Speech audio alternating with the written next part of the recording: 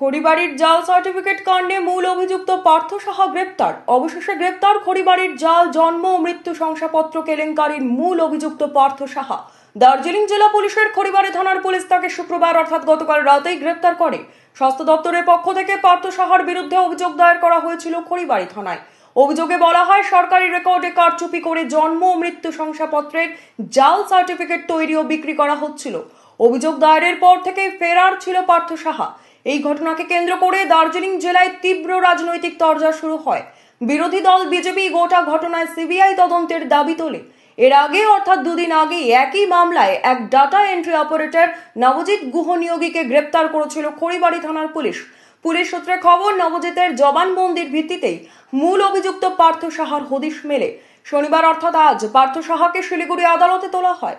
Police জানিয়েছে, ঘটনার সঙ্গে যুক্ত আরও কেউ আছে কিনা তা খতিয়ে দেখা হচ্ছে, তদন্ত চলছে।